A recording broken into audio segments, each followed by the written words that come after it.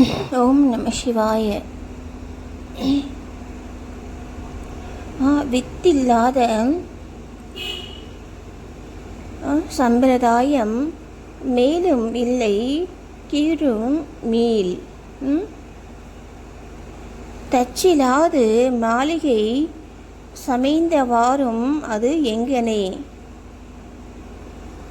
பெற்ற தாயை விட்ட அடிமை கொல்லுகின்ற பேதைக்கால் சித்திலாத போது சிவனில்லை இல்லை இல்லையே. பாருங்க, வித்தில்லாத சம்பிரதாயம். நம்ம நாளைக்கு காலை கூட ஒரு பதிவு போட்டிருக்கேன்.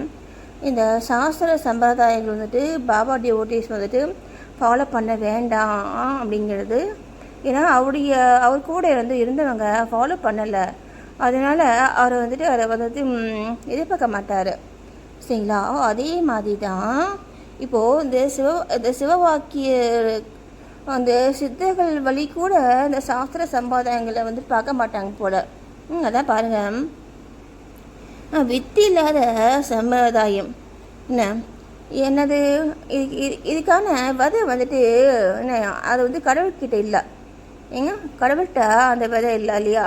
அந்த சம்பிரதாயம் அந்த எந்த கடவுளும் என்ன அதை பண்ண இதை பண்ண இதுதான் நிறைய சொல்கிறாங்கல்ல. அந்த சாஸ்திர சம்பிரதாயங்கள் நம்ம கோயிலில் இருக்கக்கூடிய பூசாரிகளுக்கு கூட சில பேர் சொல்லுவாங்க இல்லையா? அதெல்லாம் ஒரு வித்து இல்லாதது, விதை இல்லாதது. விதைனா என்னது? ஒரு கரு அப்படின்னா கரு தான் பேசிக் இல்லையா? அதுதான் அது இருந்தால் தான் அதுக்கு மேலே வரக்கூடிய இது ஒன்றுமே சரியா ஒரு செயல்களுமே நிற்கும் இல்லையா? நிற்கும். அப்போ அந்த பேசி இல்லாத இந்த சம்பிரதாயம் புரியுதா நான் சொல்கிறது? அந்த பேஸு, அந்த ஃபண்டமெண்டலே இல்லாத இந்த சம்பிரதாயம் மேலும் இல்லை கீழுமில் இனிமே இல்லை.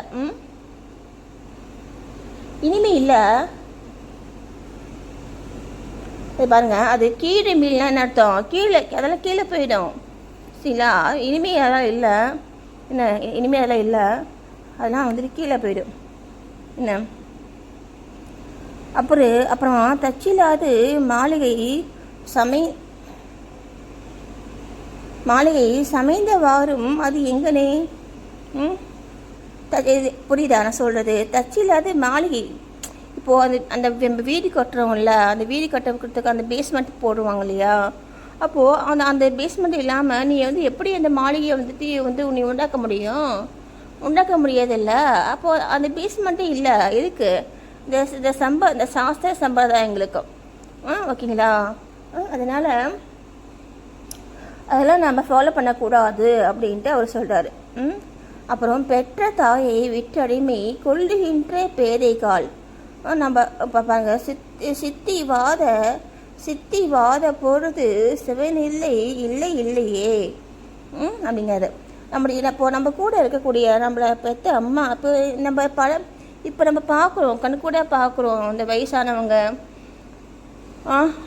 அந்த பெற்றவங்க இவங்கெல்லாம் கண்டுக்காமல் விட்டுடுறாங்க. நம்ம பார்க்குறோம் இல்லையா? நிறைய நானுமே பார்த்துருக்கேன், நான் சொல்லி கூட இருக்கேன், சரிங்களா? அப்போது இந்த மாதிரியான ஒரு தம்முடைய அம்மாங்கிறது தன் ஆன்மா தான், ஒரு ஆன்மாவாக தான் நம்ம நினைக்கணும்.